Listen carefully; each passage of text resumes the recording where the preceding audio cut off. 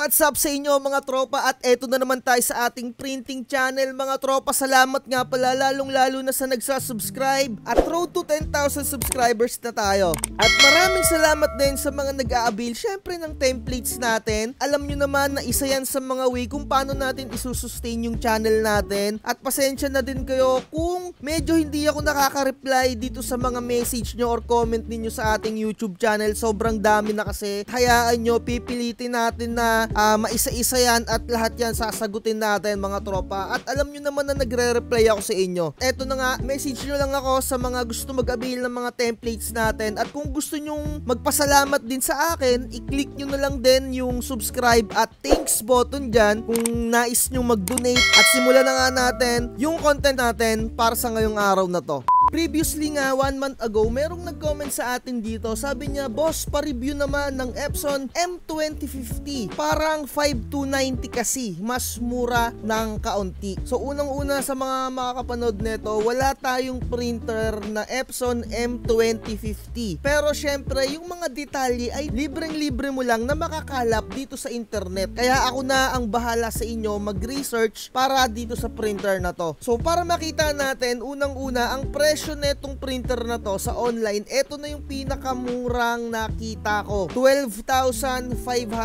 Kung ikukumpara mo nga siya sa Epson 5290 na which is ayun yung sinasabi netong nag-comment sa atin, shoutout sa'yo Edmond, ay talagang mura naman talaga na di hamak kasi 12,500 lang to. Pero mga tropa, eto ang catch dyan. Etong printer na to ay black only. Kasi makikita nyo naman dito, mono, wifi, intang printer. Kaya kung sasabihin mo tropang Edmond, etong Epson 5290 ay hindi niya kaparehas etong Epson M2050 kasi eto ay isang kulay lang, black only, 'di ba? At makikita natin sa mismong Epson website yung kanyang kabuuan na specs. Pero ako, may knowledge na tayo syempre kahit papano sa printer. Ang masasabi ko lang, etong printer na to ay design talaga, as in design for document printing lang. Kung nasa opisina kayo, kung may business ka, nagpe-print ka ng mga documents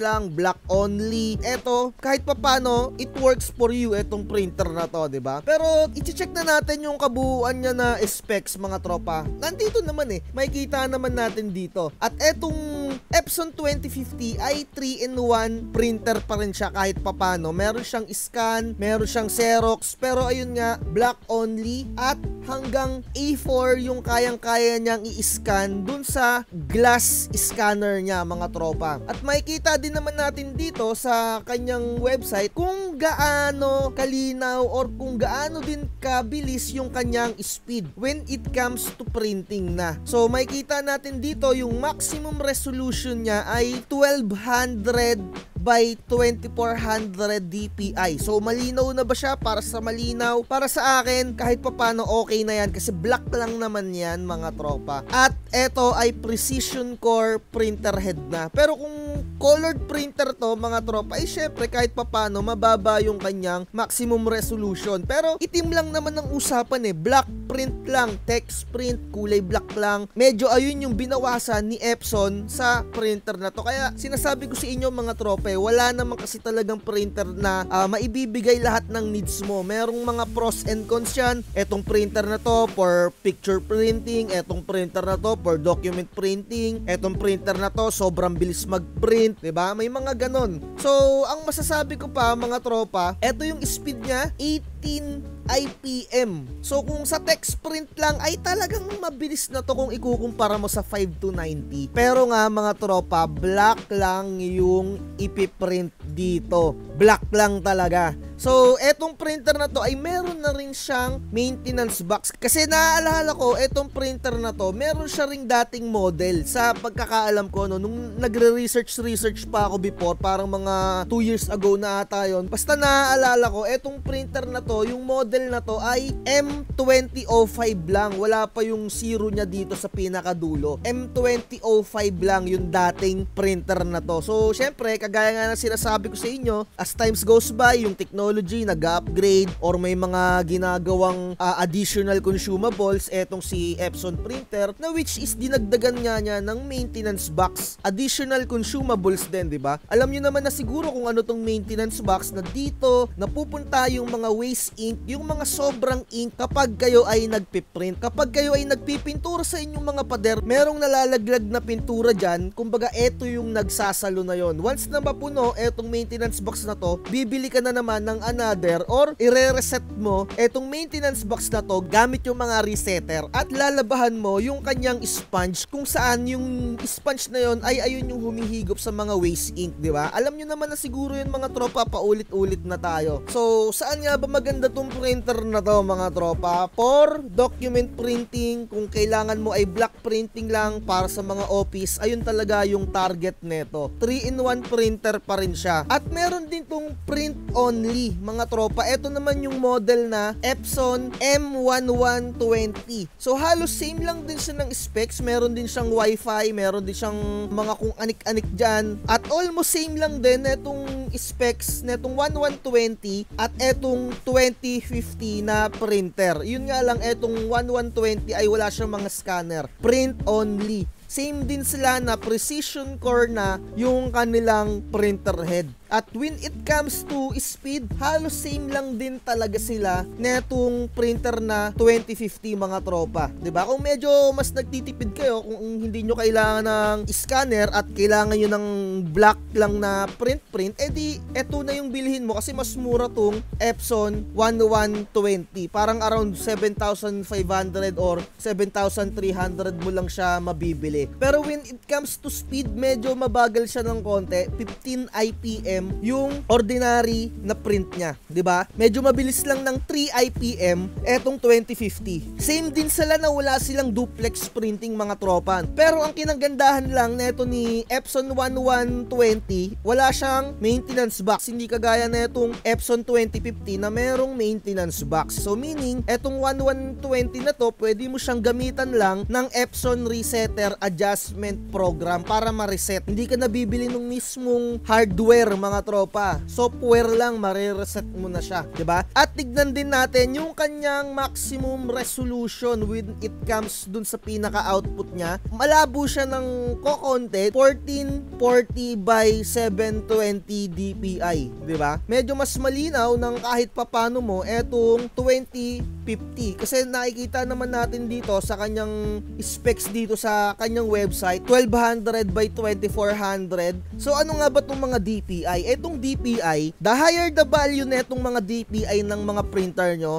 the more na mas malinaw yung output. All in all, maganda ba tong printer na to? Para sa akin, B10 etong specs na to. Pero eto ang twist dyan mga tropa. Para saan ba talaga etong mga printer na to? Etong mga printer na to ay kinukonvert kung kayo ay mga tattoo artist, pwede nyo tong gamitin na printer para sa inyong mga stencil. Diba kapag ka nagtatattoo kayo dyan mga tropa, sa mga makakapanood na viewers natin na nagtatattoo, mag-research kayo kahit papano at etong printer na to, eto yung mga mangilan-ngilan na ginagamit ng mga ibang tattoo artist dyan at yung iba naman ay yung Ozer printer. Pero yung iba nga, eto, kino-convert nila to. Paano ba mag-convert ng printer na to para maging stencil printer? Wala naman kayo ibang gagawin eh. Isasalin nyo lang dyan yung stencil ink. So unang-una, ang ink na gamit dyan ay etong Epson 005. Kung ang gagamitin nyo lang ay document printing, print lang ng document, etong ink na to ay hindi siya kagaya ng mga ordinaryong black na ink ni Epson. Dahil eto, kapag binasa mo yung print out ng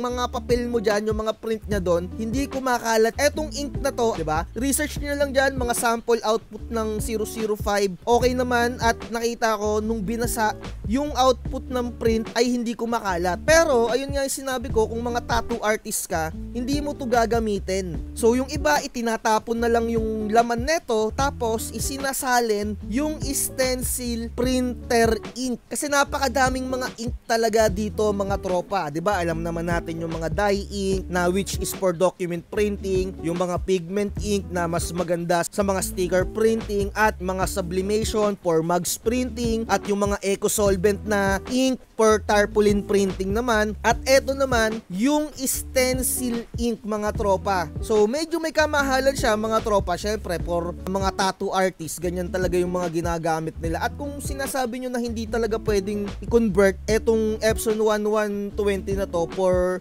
stencil printer, ay mag-research kayo mga tropa, at itanong-tanong nyo din sa mga ibang mga tattoo artists dyan na mga gumagamit ng ganito. So eto yung gagamitin nyo na ink, isasalin nyo to dito, itatapon nyo yung laman neto, di ba? Para mailagay nyo yung ink na to dito sa printer na to mga tropa. At syempre hindi naman ordinaryong bond paper lang yung gagamitin nyo dyan, meron ding mga special transfer paper. Eto no, kumbaga dyan ipiprint yung magiging output at kakabit na yan sa inyong mga skin, di ba? At gagamitan ng mga lotion dyan para yung stencil ay dumikit sa mga balat nyo, di ba? Eto yung mga gagamiting papel. Next clip natin, mayroon lang ipapakita sa inyo na isang tattoo artist din dito sa hindi ko alam kung saan yung location niya, nakita ko lang din dito sa internet nung nagre-research ako. Dahil nga previously merong nag-comment sa akin na nagtatanong kung etong Epson printer daw ba ay pwedeng lagyan ng stencil ink. So tropa, kung mapapanood mo to, eto na, pwedeng lagyan ng stencil ink etong mga printer ni Epson. Pero mga tropa, eto masasabi ko sa inyo, mas magandang gamitin etong mga monochrome only. Ibig kong sabihin, yung mga isang kulay lang. So pwede bang lagyan ng stencil ink din yung Epson 121, Epson 3210, Epson 5290, ay pwede din mga tropa, pero sa black color nyo lang ilalagay yung mga ink ng stencil ink. Kaya masasabi ko sa inyo, etong printer na lang na to yung gamitin ninyo for inyong mga tattoo stencil print, di ba?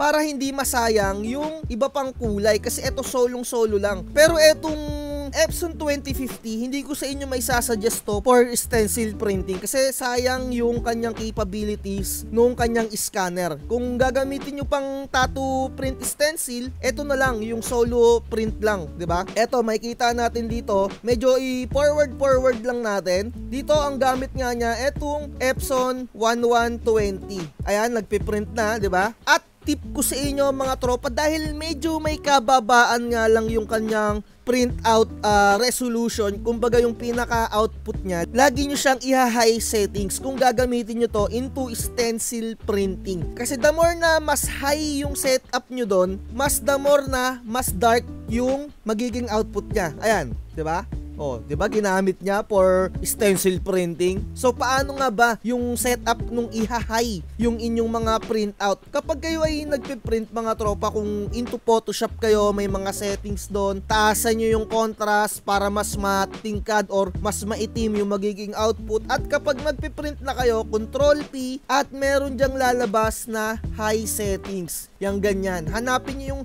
high settings na ganyan. Every time na magpe-print kayo, kung gagamitin niyo nga yung printer na yan into stencil printer, iha-high settings nyo siya para mas dark yung magiging output niya. So inuulit ko mga tropa, etong printer na to ay design only for black printing. Black lang, wala siyang CMYK, kundi black lang. At maganda to kung kayo ay nasa office at kailangan nyo ng print lang kasi mas mura to, makakatipid kayo. Yung presyo nito no mga tropa, 7,500 lang. At yung kanyang ink medyo matagal din maubos mga tropa dahil hindi naman ganoon kataas nga yung resolution na piniprint niya, 'di ba? At etong Epson 2050, 12,000. Kung hindi nyo kailangan ng colored sa mga office nyo, maganda to na printer. Kung kailangan nyo naman ng stencil printer sa inyong mga tattoo shop, pwede din to mga tropa, at hindi nyo gagamitin etong mismong Epson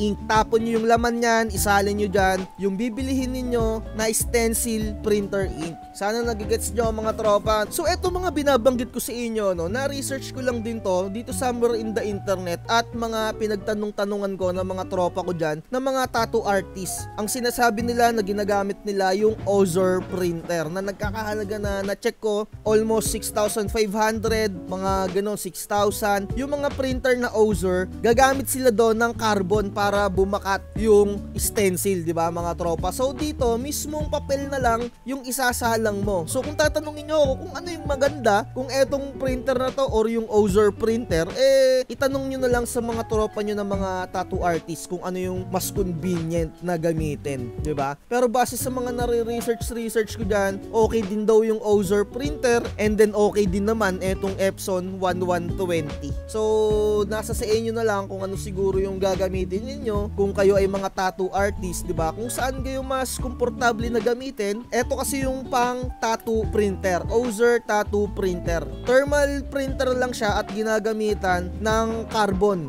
Ayan o, di ba? So siguro dito na natin tatapusin to.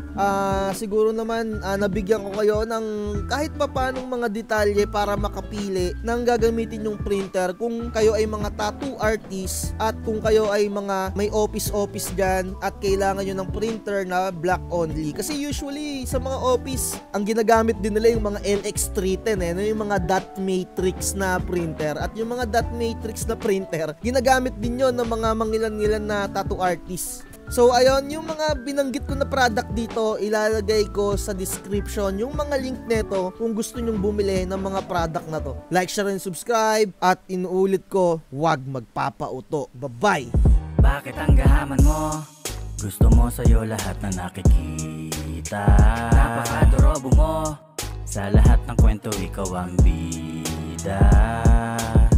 Napakahirap mo na makontento. Lahat ng porsyento sinadya.